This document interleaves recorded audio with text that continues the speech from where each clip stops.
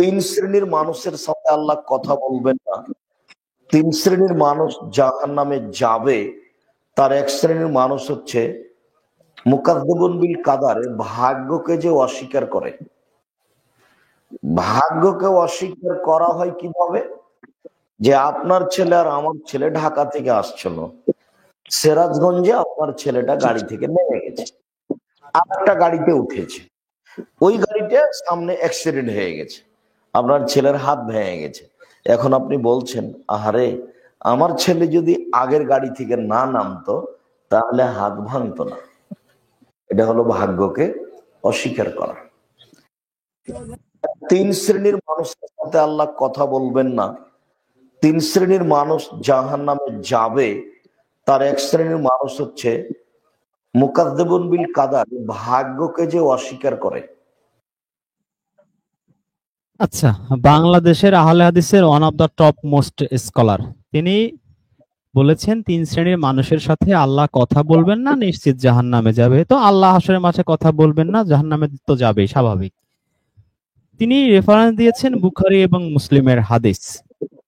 যারা ভাগ্যকে অস্বীকার করে তারা হচ্ছে জাহান্নামে যাবে। কিন্তু সত্যিকার অর্থে কুরআনে কি আছে এটা কি এই মোল্লা কোনোদিন দেখেছে? দেখে নাই। আজকে আমি চাই যে এই যে মোল্লারা যে হাদিসগুলো বলে এগুলো যে কুরআন বিরোধী, সেটা একটু চোখে আঙুল দিয়ে আমি আপনাদের দেখাতে চাই। সূরা বাকারা আপনারা দেখতে পাচ্ছেন, সূরা বাকারার 174 নম্বর আয়াত। এখানে আল্লাহ বলছেন, প্রকৃতপক্ষে যারা আল্লাহর নাজিলকৃত কিতাবকে গোপন করে, ফার্স্ট যে আল্লাহ শর্ত দিয়েছেন বা যে যোগ্যতা দিয়েছেন, সেই যোগ্যতাতে এই আব্দুল্লাহ এর বাবা আব্দুর রাজ্জাক কট খেয়ে গেছেন। আল্লাহর নাজিলকৃত কিতাবকে তিনি গোপন করেছেন। কার সাথে আল্লাহ কথা বলবেন না, সূরা বাকারার 174 নম্বর আয়াতে আল্লাহ পরিষ্কার করে জানিয়ে দিয়েছেন। সেটা না বলে এই আয়াত গোপন করে তিনি বুখারী মুসলিমের সেই তারা কি বলেছে সেটা নিয়ে এসেছে, নবীর নামে চালিয়ে দিয়েছে।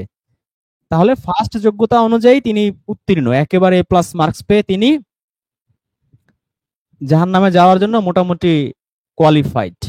আরেকটা কোয়ালিটি কি? বিনিময়ে তুচ্ছ মূল্য গ্রহণ করে। এবার তিনি মাদ্রাসায় পড়ান, 32 বছর তিনি বুখারী পড়ান, 32 বছর বুখারী পড়ান, ওয়াজ করেন, মাহফিল করেন, আরো কত কিছু করেন, আপনারা ওনার চ্যানেলে গেলে দেখতে পারবেন। এরপরে তিনি আল্লাহ বলছেন তারা তাদের পেটে আগুন ছাড়া কিছুই ভরে না। তো এগুলো তো আধ্যাত্মিক কথা, যে কুরআন না বোঝার 5টা কারণ সেই আর্টিকেলসে ওয়েবসাইটে পাবেন, সেখানে এগুলো নিয়ে আমরা আলোচনা করেছি। এগুলো হচ্ছে দার্শনিক কথাবার্তা। তো এখানে আল্লাহ যেমন সূরা হুজুরাতে বলেছেন যে যে গীবত করে, তোমরা কি তোমাদের মৃত ভাইয়ের গোশত খাওয়া পছন্দ করবে? তো এখানে এটাও একটা দার্শনিক কথা, যে আসলে মৃত ভাইয়ের গোশত আসলে আপনি খাচ্ছেন না, কিন্তু এটা কতটা ভয়াবহ, কতটা ঘৃণ্য সেটা বোঝানোর জন্য আল্লাহ এই অ্যালিগরিটা ইউজ করেছেন। এখানেও তাই, যেটা কত ভয়ঙ্কর একটা কাজ যে পেটের মধ্যে আগুন ভরা হয়। এরপর আল্লাহ বলছেন কিয়ামতের দিন আল্লাহ তাদের সঙ্গে কথা বলবেন না। তো এই যে আল্লাহ কথা বলবেন না, তিনি দিয়েছেন বুখারী মুসলিমের হাদিস, যে যারা ভাগ্যকে অস্বীকার করে। তারপরে হচ্ছে যে আল্লাহ তুমি আমাকে উঠিয়ে নিয়ে যাও, নিজেকে অভিশাপ করে, তারা হচ্ছে এটা রাসূল করতে নিষেধ করেছেন। কিন্তু আপনি যদি সূরা মরিয়ম পড়েন, আপনি দেখবেন যে সমগ্র বিশ্ববাসীর উপর যে নারীকে শ্রেষ্ঠত্ব দেয়া হয়েছে তিনি হচ্ছে এই ঈসা নবীর মা মরিয়ম। তিনি কিন্তু আত্মহত্যা করতে চেয়েছিলেন। তিনি বলেছেন যে আল্লাহ সবাই যেন আমাকে ভুলে যায়, মানে এতটা মেন্টাল টর্চারের মধ্যে তিনি পড়েছিলেন, যেহেতু পিতা ছাড়া সন্তান হচ্ছে। তো তিনি যেখানে আত্মহত্যা করতে চেয়েছেন, আল্লাহ তো বলেননি। ইভেন নবী মুহাম্মদ রাসূলুল্লাহ আত্মহত্যা করতে চেয়েছিলেন। তো নিজেকে মানসিক কষ্টে মানুষ অনেক কিছুই করতে পারে, তো আল্লাহ তো কোথাও বলেননি, তিনি এটা নিজে নিজে বানিয়ে নিয়েছেন কুরআন বহির্ভূত ভাবে। এনিওয়ে, এরপর বলছেন আল্লাহ তাদেরকে পবিত্র করবেন না। তো এই পবিত্র পরিশুদ্ধ, এটা ইউজাক্কিহিম এখানে আরবিতে আছে, সেটা আমরা আজকের আলোচনার শুরুতেই আমরা করেছি যে আল্লাহ কিভাবে পবিত্র করে। এরপর আল্লাহ বলছেন তাদের জন্য রয়েছে বেদনাদায়ক শাস্তি, মর্মন্তুদ আযাব। তো এই বেদনাদায়ক শাস্তি, মর্মন্তুদ আযাব মানে হচ্ছে জাহান্নাম। তো আল্লাহ যার সাথে কথা বলবে না হাসরের মাঠে তার কপাল খারাপ। তো এই কোয়ালিটি আছে এই আব্দুর রাজ্জাক হুজুরের কাছে। এই আব্দুর রাজ্জাক হুজুর নিজে কুরআন তো পড়ে না, এজন্য জানে না। না জেনে আল্লাহর আয়াত এই গোপন করে তিনি এই বুখারী, তিরমিজি, মুসলিম তাদের এই লাহুয়াল হাদিস প্রচার প্রসার করছেন। তো আল্লাহ রাব্বুল আলামিন তাকে তার উপযুক্ত প্রতিদান দিন, এটাই আমরা কামনা করতে পারি, তাই না? আপনারা যারা আছেন, আপনারা যদি এই আব্দুর রাজ্জাক সাহেবের এই যে কুরআন বিরোধী হাদিস যেটা তিনি বলেছেন সেই সম্পর্কে যদি আপনারা কিছু বলতে চান। উনি উনি সবসময় কোরআন বিরোধী কথা বলে। এই জীবনে প্রথম আমি উনার বক্তব্য যখন শুনছি তখন বুঝতে পারছি এই বাংলাদেশে তো কোরআন বিরোধী মানুষ বেশি।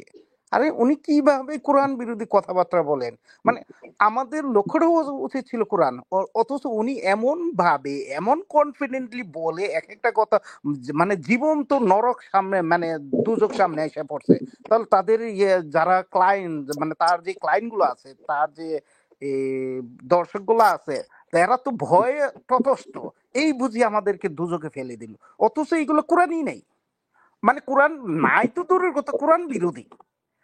না, কিন্তু এই যে আল্লাহ এই আয়াতে বলছেন যারা আল্লাহর আয়াত গোপন করে, উনি আল্লাহর এই সূরা বাকারা 174 আয়াত গোপন করলেন না? বলেন তো, যে গোপন করে হাদিসটা প্রচার করলেন না?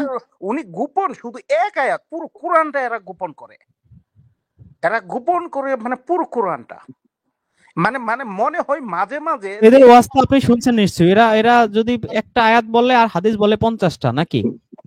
কোরআন আমি আল্লাহ নাজিল করছে কোরআন আর এরা প্রচার করে হচ্ছে হাদিস। আর এরা কোরআনটা যদি বলেও, আমি যে পাইছি বাংলাদেশের এইভাবে পাইছি যে এরা আরবিটা এমন ভাবে শুদ্ধ সহি শুদ্ধ করে বলবে, মানে একদম চুক্কায় ফেলাইবে আরবিটা, বাট বাংলাটা বলতে গিয়া, ব্যাখ্যাটা দিতে গিয়া জিন্দিগিতে একটা হুজুরের মুখে আমি শুনি নাই হুবহু বাংলাটা বলতে।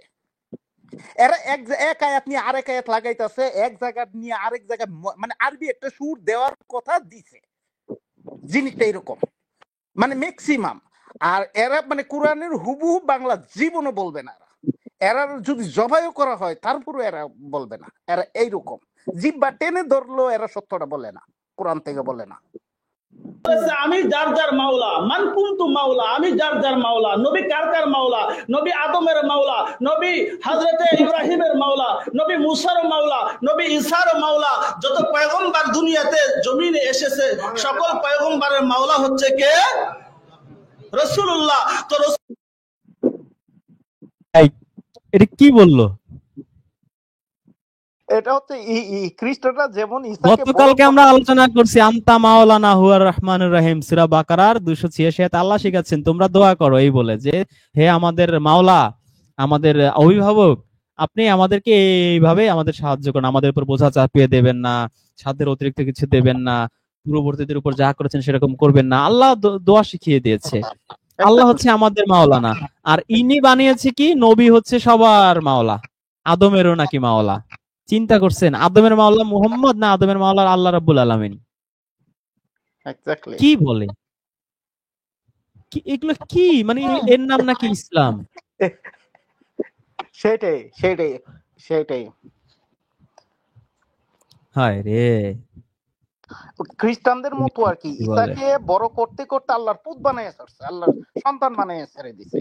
এই মুহাম্মদ সাল্লাল্লাহু আলাইহি ওয়াসাল্লাম, মুহাম্মদ আল্লাহর রাসূলকে বড় করতে করতে একদম। তো নবী বলেছে আমি যার যার মাওলা, মান কুনতু মাওলা, আমি যার যার মাওলা। নবী কার কার মাওলা? নবী আদমের মাওলা, নবী হযরতে ইব্রাহিমের মাওলা, নবী মুসার মাওলা, নবী ঈসার মাওলা। যত পয়গম্বর দুনিয়াতে জমিনে এসেছে সকল পয়গম্বরের মাওলা হচ্ছে কে? রাসূলুল্লাহ। তো রাসূল বলেছে আমি যার যার মাওলা, আমি তার তার। তো নবী বলেছে আমি যার যার মাওলা, মান কুনতু মাওলা, আমি যার যার মাওলা। নবী কার কার মাওলা? নবী আদমের মাওলা, নবী হযরতে ইব্রাহিমের মাওলা, নবী মুসার মাওলা, নবী ঈসার মাওলা। যত পয়গম্বর দুনিয়াতে জমিনে এসেছে সকল পয়গম্বরের মাওলা হচ্ছে কে? রাসূলুল্লাহ। তো রাসূল বলেছে আমি যার যার মাওলা, আমি তার তার। আচ্ছা, কাঠমোল্লাদের মতো আমরা শুনেই নাচানাচি না করি, সুবহানাল্লাহ সুবহানাল্লাহ বলে চিৎকার না দেই, আমরা একটু ভাবি বিষয়টা। নবী হচ্ছে মুসার মাওলা, অভিভাবক। আদমের মাওলা, ঈসার মাওলা, ইব্রাহিমের মাওলা, মানে জাতির পিতা, জাতির ইমাম। আল্লাহ সূরা বাকারায় বলেছেন, আমি তোমাকে জাতির ইমাম বানালাম, নেতা বানালাম। তো জাতির ইমাম, জাতির পিতা, তারও মাওলা হচ্ছে নবী। এবং তিনি হাদিসটা কি বলছেন, আমি যার যার মাওলা, আলী তার তার মাওলা। হোয়াট ডাজ ইট মিন? তো তার মানে হচ্ছে আলী মুসার মাওলা। তার আলী তো মুহাম্মদ আলী সম লেভেলের, আর সবাই হচ্ছে তার নিচের গ্রেডে রয়ে গেল।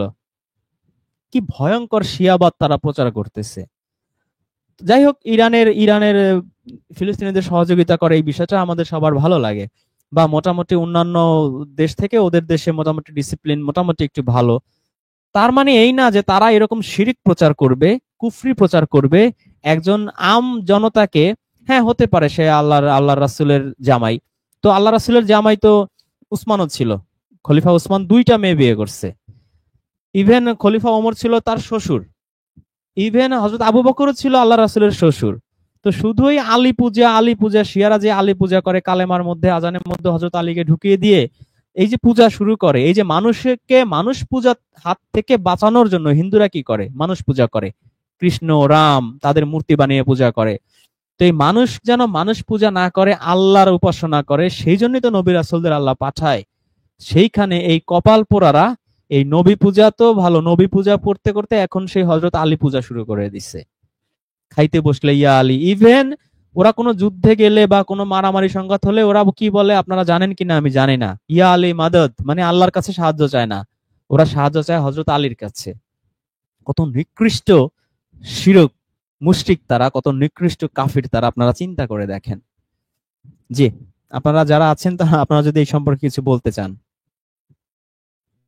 আপনি যেটা বলছেন, যেটা ধরছেন, এটা একদম ঠিক। এখানে এর চেয়ে বেশি বলার কিছু নাই, একদম পারফেক্টলি বলছেন।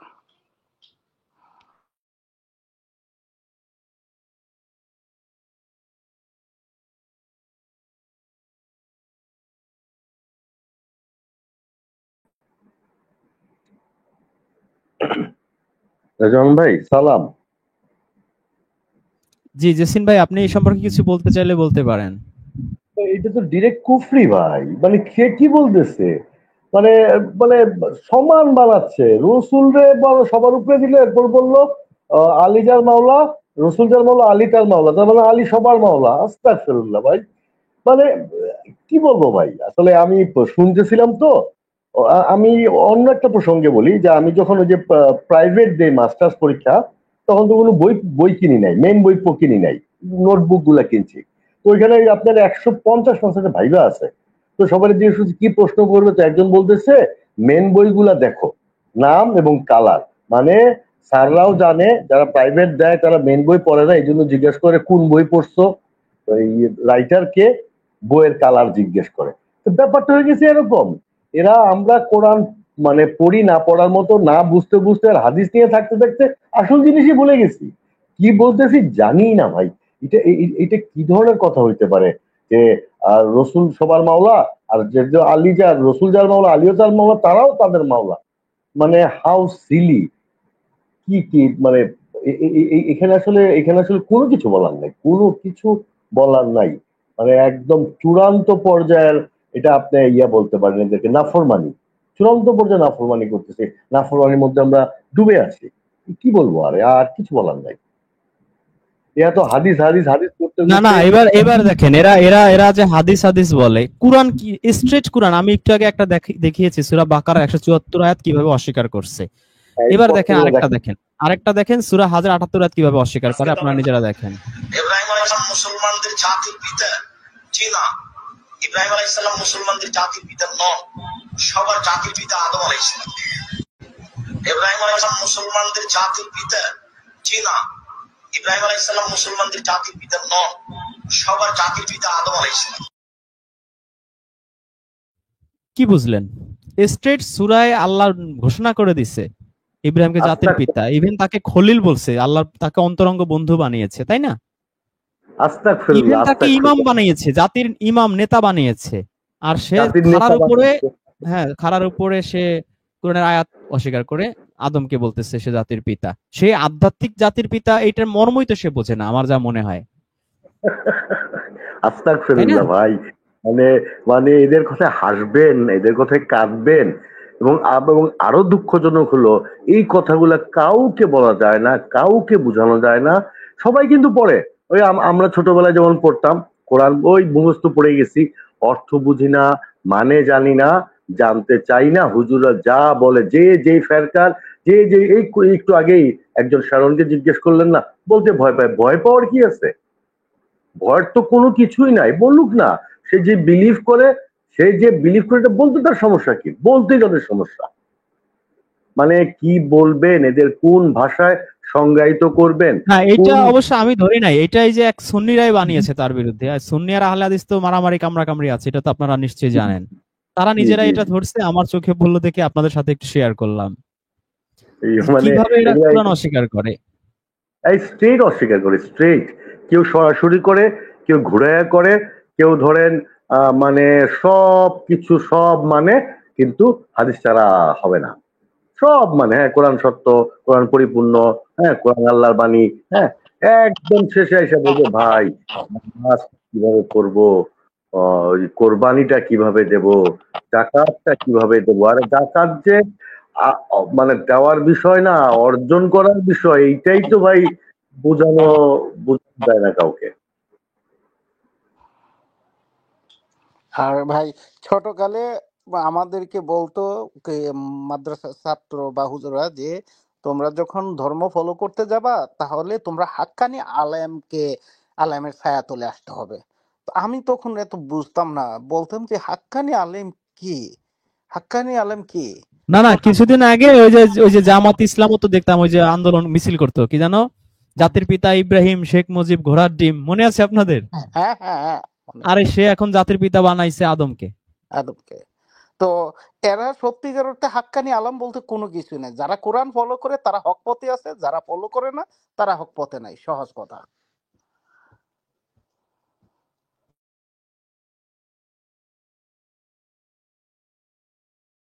এবং রেজন ভাই, আরেকটা জিনিস যদি লক্ষ্য করেন, এটা একদম মানে এই সমস্ত হুজুরা যা করতেছে, হিন্দুরা ঠিক যেভাবে অনুসরণ করে। আপনি যদি কোনো হিন্দু পণ্ডিত, একদম সর্বোচ্চ পর্যায়ে পণ্ডিতদের জিজ্ঞেস করেন বেদের ব্যাপারে, ঈশ্বরের তো প্রতিমা নাই, সে বলবে হ্যাঁ ঈশ্বরের প্রতিমা নাই। তো তাইলে এই যে ওরা পূজা করে, তো বলবে কি ওই সাধারণ মানুষ তো একটা সিম্বল লাগবে। তো হুজুররা তো এইটা এইভাবে বলে না, ওই যে হাদিস লাগবে, আপনার এই যে আলেম লাগবে। কালকে আপনি এক মাওলানাকে প্রশ্ন করলেন না যে আল্লাহর লকম ব্যবহার করতেছেন, তা আপনি কি মাওলানা, আপনি কোনটা আসলে? সে তো চলেই গেল। ওই এক প্রশ্নেই তো তার অবস্থা খারাপ হয়ে গেছে। প্রশ্নে তার অবস্থা, আপনি একটা প্রশ্ন শুধু করছেন, আপনি যে আল্লাহর লকম ব্যবহার করলেন, সেম। মানে আমরা সেম ভুলের মধ্যে আছি। এই হাদিস করতে করতে করতে করতে আমরা আসল জিনিস হারাই ফেলতেছি। একদম ঠিক বলছেন ভাই। আমাদের এরা হিন্দুদের আদলে আমাদের ধর্মটা দাঁড়া করে রাখছে। একদম কারেক্ট, মানে পয়েন্টে ধরছেন। একদম একদম হিন্দুদের আদলে আমরা চলে গেছি, আর আমরা হিন্দুদের ভারতীয় উপমহাদেশের হিন্দুদের আদলে আমাদের ধর্মটা দাঁড়া করাইছে এরা। মানে কম্পিটিশন নামছে, এদের মন্দির আছে আমাদের মসজিদ লাগবো, অথচ কোরআনে এইগুলা নাই। এটাই তো, এটা একদম মানে সবচেয়ে বড় কথা কি জানেন, যে আমরা আবার ওদের উপহাস করি, তোমরা মূর্তি পূজা করো। আমরা যে কি পরিমাণ শিরকির মধ্যে আছি, মানে আমাদের তো পদে পদে শিরক। আমরা যাই একদম সত্য, এটাই সত্য। আপনি যেটা বলছেন যে প্রতিটা প্রান্তরে আমরা শিরকে ব্যস্ত। মানে এদের এই আদলে তৈরি করতে গিয়ে এদের সাথে কম্পিটিশনে নামছে আমাদের মোল্লারা, না আমাদের ধর্মটারে দাঁড়া করাইছে। আচ্ছা করাও এই তোমরা যে করো। আজকে আসাদ ভাই নবীর সুন্নতের কথা বললেন, ক্লিয়ার বলে দিলেন আল্লাহ কতবার সুন্নতের বলতে, সুন্নত আল্লাহ বলে দিয়েছেন। আপনি একটু, আমি কয়েকবার কথা বলেছিলাম, সুন্নতের কথা বলছিলাম, আল্লাহর সুন্নতের কথা। ভাই মানুষ মনে হয় চোখ মনে হয় আকাশে উঠে যায়। এটা কি বললাম সুন্নত, আর আল্লাহর আবার সুন্নত কি? সুন্নত তো রসুলের। তো আমরা আমরা বলতেছি আমরা ইমানদার, আমরা বলতেছি আমরা আমরা আমরা ভালো, আমরা আমরা বলতেছি আমরাই তো পরিপূর্ণ। হ্যাঁ, হ্যাঁ, আমরা যে কি পরিমাণ শিরক করতেছি, মুশরিক কি পরিমাণ কুফরি করতেছি, আমরা নিজেরাই জানি না, নিজেরাই আমরা জানি না। এবং না জেনে শত শত বছর ধরে করতেছি। আর যারা যারা এই কোরআনের কথা বলে, হ্যাঁ, একটা ট্যাগ দিয়ে দেয়, এই ট্যাগের তো কোনো কোনো কোনো জায়গায় নাই। আপনি আপনি আহলে কোরআন বলে কোনো শব্দই নাই। আহলে কিতাব আছে, আপনি হলেন মুসলিম, আপনি মা অনুসরণ করবেন কোরআন, আল্লাহ এই কিতাবটা পাঠাইছে হেদায়েতের হেদায়েতের হেদায়েত হিসাবে। আর পথ হেদায়েতের পথটা অনুসরণ করতে হবে আমাদের স্ট্রেট। আহলে কোরআন কি? আমরা হলো মুসলিম, আমাদের পরিচয় একটাই। তো এরা ধরুন ট্যাগ দেয় আহলে করিন কোরআন, আবার বলে আহলে হাদিস, মানে যা মন চায় যা মন করে একবার চিন্তা করে না। একটু চোখ খুললে একটু, ভাই আসলে কি শর্টকাট খুঁজতে খুঁজতে আমরা জাতিটা এমন ভাবে শর্টকাটে পৌঁছে গেছি, মানে নামাজ পড়লেই তো বেহেশতে পেয়ে যাবো। যা করি, হারাম খাই, তারপরে ঘুষ খাই, মিথ্যা বলি, জুলুম করি, মানুষের উপরে আপনার বেইনসাফ করি, মানুষের সম্পদ আপনার ইয়ে করে ফেলি, গ্রাস করে ফেলি, সবই তো যায়। নামাজটা করব, হ্যাঁ, রোজার সময় রোজা করব, কোরবানি দেবো 2-4টা গরু, হজের সময় হজ করব, মসজিদ মাদ্রাসায় দান করব, আমার রাস্তা তো ফকফকা। এই শর্টকাট তো কেউ ছাড়তে চায় না ভাইজান। আর নামাজটা পড়লে, সুন্দর একটা পাঞ্জাবি পড়লে মানুষজন সালাম দেয়, সবাই বলে ও দেখছো কত ভালো ছেলে, কত পরেশগার লোক। ইভেন বিদুর্মীরও তো বলে আরে ভাই কত নামাজি লোক, চুপচাপ নীরব হয়ে যায়। বিদুর্মীরও একটু ইয়া করে, ইজ্জত দেয়, নামাজি, বাপরে বাপ নামাজি, সে তো খুব ভালো লোক, খুব পরেশগার লোক। এইটাই তো আমাদের মানে মানে এই জিনিসটাই তো আমাদের খেয়ে ফেলছে। মানুষ বলতেছে সে নামাজ, আরে ইবাদত কি দেখানোর জিনিস? আল্লাহ কি ইবাদত দেখাইতে বলছে? এই ইবাদত কে নামাজ, কে কে আসলে সহি মুসলিম, কে আসলে ইমানদার, এটা আল্লাহ ছাড়া কেউ জানেন না, কেউ জানেন না। আল্লাহ তো বলতেছেন আচ্ছা ভাই, আমি একটু শ্যারনের একটু উত্তর দেই। শ্যারন এসে কমেন্ট করছে, ভাই কমেন্ট তোলেন। আমি যদি বলতাম আমি আহলে হাদিস মানে, পরে বলতো কত ফিরকা বানায় রাখছেন। আচ্ছা, পরে কি বলতাম না বলতাম সেটা তো বিষয় না। আমি তোমাকে বলছি ভাই, আপনি ই করেন, আপনার পরিচয়টা দেন, তারপরে প্রশ্নটা করেন। তো আপনি সেই পরিচয় দিবেন না, আপনি তেরামি ঘাউরামি করছেন। এনিওয়ে, তো আপনি কথা পেঁচাইতেন, তাই আমি বলতে চাইনি, আর বারবার অপমান করছিলেন। আচ্ছা, এনিওয়ে, আপনি অপমান বোধ কেন করছেন আমি ঠিক জানি না। আপনাকে আমি পরিচয় জিজ্ঞেস করছি, এতে আপনি কেন অপমান বোধ করছেন? তো আপনি আহলে হাদিস মানেন, তো আপনি আহলে হাদিস যে আপনি মানেন, তো হাদিস আপনাকে দেখাই, একটা স্ক্রিনে আনছি, হাদিসটা আপনি দেখেন, যে আপনি যে নিজেকে আহলে হাদিস বলেন, আর হাদিসের আপনার সেই হাদিসের কিতাবে কি আছে। এটা হচ্ছে সুনানে ইবনে মাজা, এটা সিয়াসিত্তার হাদিস 215 নাম্বার। মুসনাদে আহমদ, এটাও সিয়াসিত্তার হাদিস 12,279। মুস্তাদরাকে হাকিম হাদিস নাম্বার 2046। সহিহুত তারগিবে হাদিস নাম্বার 1432। হযরত আনাস ইবনে মালিক থেকে বর্ণিত, তিনি বলেন আল্লাহর রাসূল সাল্লাল্লাহু আলাইহি ওয়াসাল্লাম বলেছেন, নিশ্চয়ই মহান আল্লাহর কিছু আহল বা পরিবার রয়েছে। সাহাবাগণ জিজ্ঞেস করলেন, হে আল্লাহর রাসূল, তারা কারা? তিনি বললেন, তারা আহলে কুরআন বা কুরআনের ধারক, তারা আহলুল্লাহ বা আল্লাহর পরিবার পরিজন এবং বিশেষ বান্দা।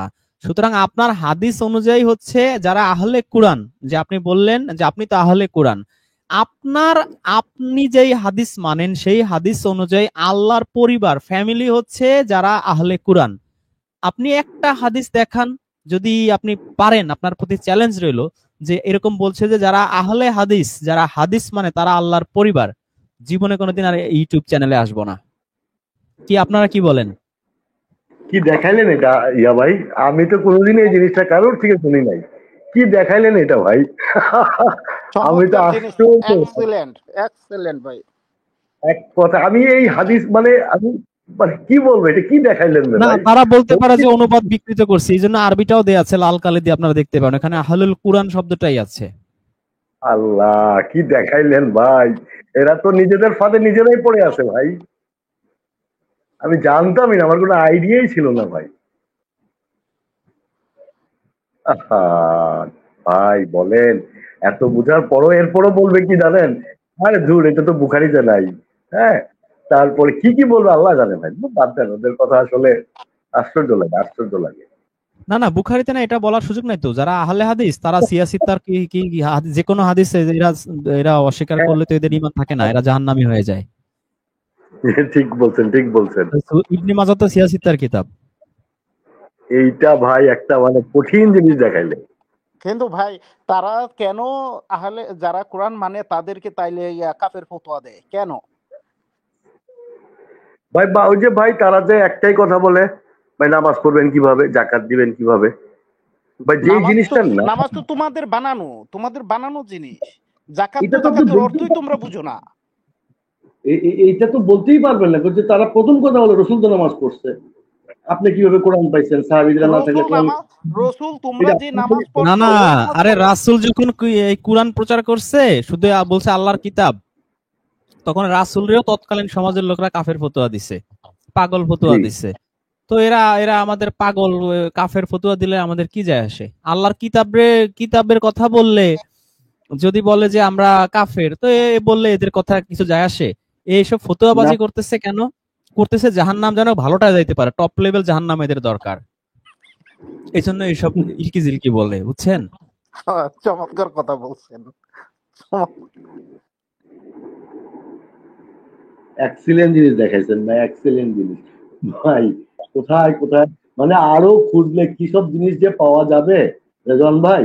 আপনি যে মাঝে মাঝে যে বলেন না, এই যে লোকজন আসলে না, অনেকে পেয়ে তো লাভ বিরক্ত আছে হয়। ভাই, একটা দুইটা দিলেই তো এরা পালায় স্টুডিও থেকে। মানে কালকে ওইটা কি না, ওইটা না রেজন ভাই। বিশাল মোল্লা আমি বলি আহলে কোরআনদের বিরুদ্ধে বই টই লিখে ভাইরাল, বিশাল অবস্থা, সে পর্যন্ত পালায় গেছে। আর এখানে তো দুধের বাচ্চা। এরা মানে পালায়। এরা এরা আসলে কোনোভাবেই বোঝ কাটাতে পারবে না, বুঝছেন রেজন ভাই।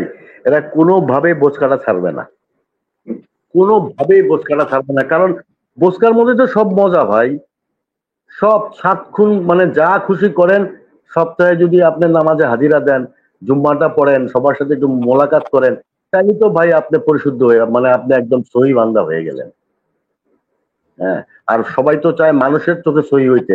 মানে এটা যে কোনো মতেই অ্যাকসেপ্টেড না। আপনাকে আমাকে সহি হতে হবে আল্লাহর কাছে।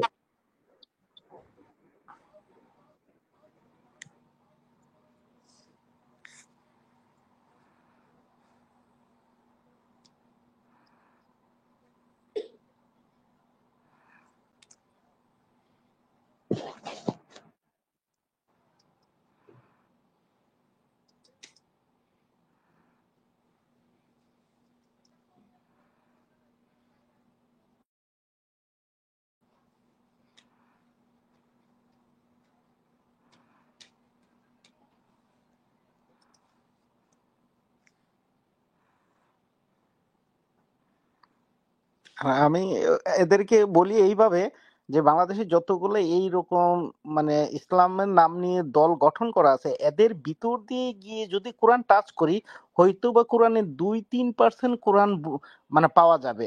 আর কোরআনের ভিতর দিয়ে গিয়ে যদি এদেরকে টাচ করি, তো একটাও টিকে না বাংলাদেশে। আমার কথাটা কি বুঝছেন?